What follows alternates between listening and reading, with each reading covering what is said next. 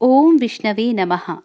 भक्तजनों, आज आप सुनेंगे कार्तिक मास अध्याय 12 की आगे की कथा, जिसमें आप सुनेंगे कि धर्मदत्त के पूछने पर दोनों पार्षदों ने जय और विजय के चरित्र का वर्णन किस प्रकार किया है।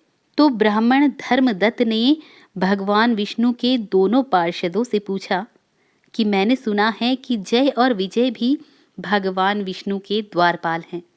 उन्होंने पूर्व जन्म में कौन सा पुण्य किया था जिससे वे भगवान के समान रूप धारण करके वैकुंठ धाम के द्वारपाल हुए। तब दोनों पार्षदों ने कहा कि ब्राह्मण देव, पूर्व काल में तृण बिंदु की कन्या देवहूति के गर्भ से महर्षि कंदर्म की दृष्टि मात्र से 2 पुत्र उत्पन्न हुए। उनमें से बड़े का नाम जय था और छोटे का नाम विजय। पीछे उसी देवहूति के गर्भ से योग धर्म के जानने वाले भगवान कपिल उत्पन्न हुए। जय और विजय सदा भगवान विष्णु की भक्ति में तत्पर रहते थे। वे नित्य अष्टाक्षर मंत्र यानी ओम नमो नारायणाय इस मंत्र का जप और वैष्णव व्रतों का पालन करते थे। एक समय राजा मरुदत्त ने उन दोनों को अपने यज्ञ में बुलाया। वहां जय ब्रह्मा बनाए गए और विजय आचार्य। उन्होंने यज्ञ की संपूर्ण विधि पूर्ण की। यज्ञ के अंत में अवभृत स्नान के पश्चात राजा मरुदत्त ने उन दोनों को बहुत सारा धन दिया। धन लेकर दोनों भाई अपने आश्रम पर गए।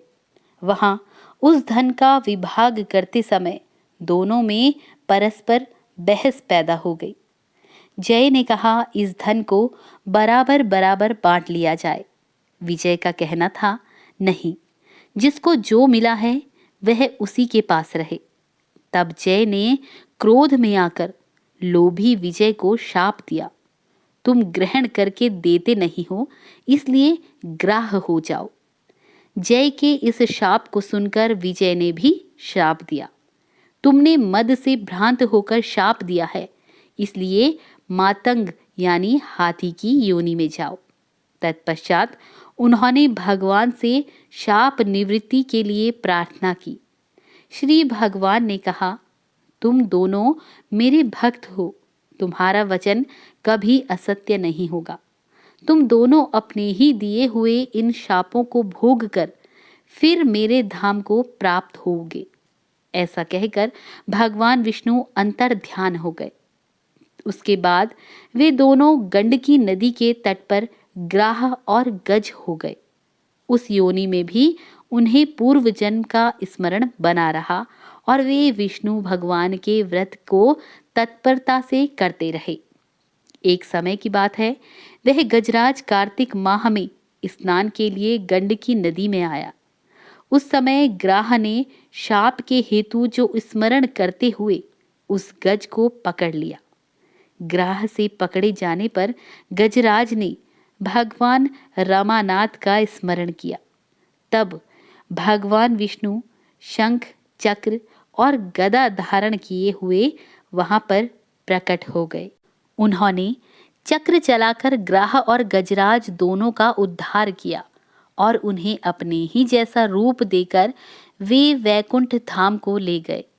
तब से वह स्थान हरि क्षेत्र के नाम से प्रसिद्ध है। वे ही दोनों विश्वविख्यात जय और विजय हैं जो भगवान विष्णु के द्वारपाल हुए। हे धर्मदत्त, तुम भी मानसिक विकारों और अभिमान का त्याग करके सदा भगवान विष्णु के व्रत में स्थिर रहो। समदर्शी बनो। तुला यानी कार्तिक, मकर यानी माघ और मेष यानी वैशाख के महीनों में सदैव प्रातः काल स्नान करो। एकादशी व्रत के पालन में स्थिर रहो। तुलसी के बगीचे की रक्षा करते रहो। ऐसा करने से तुम भी शरीर का अंत होने पर भगवान विष्णु के परम पद को प्राप्त हो जाओगे। भगवान विष्णु को संतुष्ट करने वाले तुम्हारे इस व्रत से बढ़कर न यज्ञ है, न दान है और न तीर्थ ही है। हे विप्रवर, तुम धन्य हो जिसके व्रत के आधे भाग का फल पाकर ये स्त्री हमारे साथ वैकुंठ धाम को चल रही है। अब नारद जी कहते हैं कि हे राजन, धर्मदत्त को इस प्रकार उपदेश करके वे दोनों विमानचारी पार्षद उस कलहा के साथ वैकुंठ धाम को चले गए। हे धर्मदत्त, जीवन भर भगवान के व्रत में स्थिर रहें और देहावसान के बाद उन्होंने अपनी दोनों स्त्रियों के साथ वैकुंठ धाम प्राप्त कर लिया। इस प्राचीन इतिहास को जो सुनता है और सुनाता है, वह जगत गुरु भगवान की कृपा से उनका सानिध्य प्राप्त करने वाली उत्तम गति पाता है। बोलिए विष्णु भगवान की जय।